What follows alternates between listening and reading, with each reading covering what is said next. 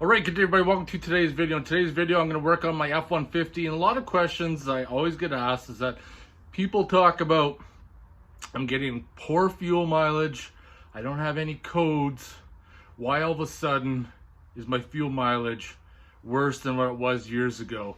And this is something I'm going to do, and it's probably never been done on this truck, but you should be doing it every time you change the air filter, and that is to clean the MAF sensor.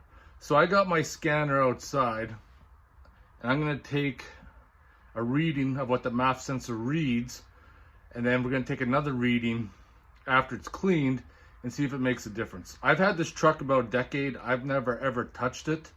Now my truck may not be a good example. My Jeep will be a better example, and I will do a video on that later on. But let's see what we could pull up on the truck. So what I got here is a Ford Triton 5.4 3-valve, best engine Ford has ever made. And if you haven't worked on it too much, if you have one, I'm sure you have, this is the MAF sensor right here. So I got my scanner, gonna start the truck.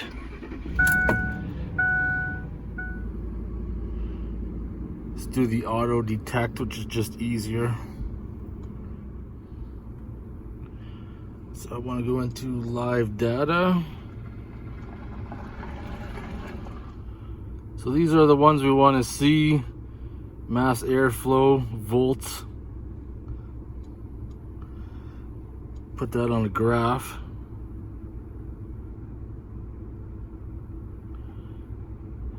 So we're at about 8.45, around 1 volt at idle. Okay, killed the truck. So the MAF sensor is held on by T20 Torx. There's one right there. There's actually one on the opposite side there.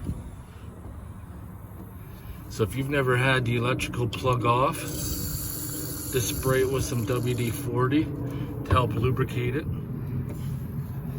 Because you need to slide that back.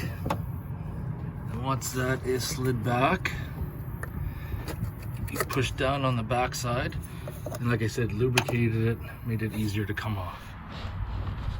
So now I gotta carefully remove the Torx screws and hope that you don't lose them.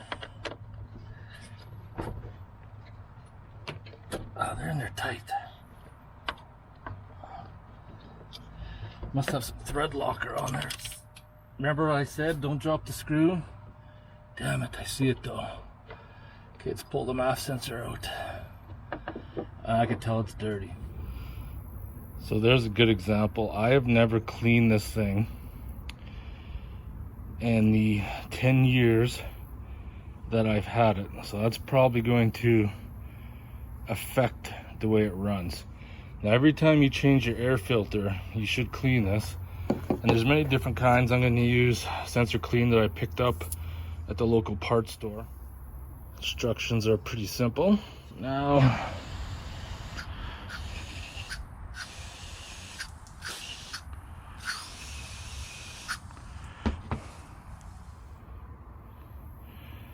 so I'm gonna let that air dry, give it another shot, but you can see the difference already from how it looked.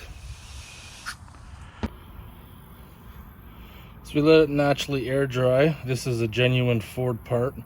I highly recommend only using OEM type sensors if you're doing any kind of work. Don't use the cheap ones, because you're gonna end up paying for it in the end.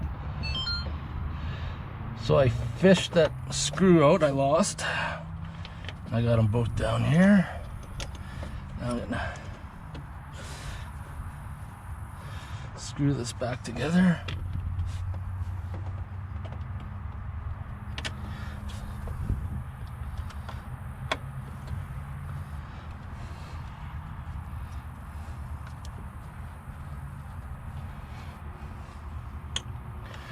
Perfect. Take my electrical connection, push that red tab back in. I'm pretty confident we should see a difference in readings.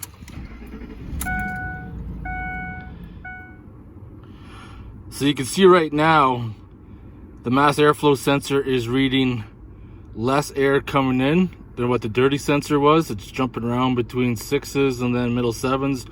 Where it was dirty, it was jumping up into the 8s. And because it's reading less air coming in, you're going to be using less fuel.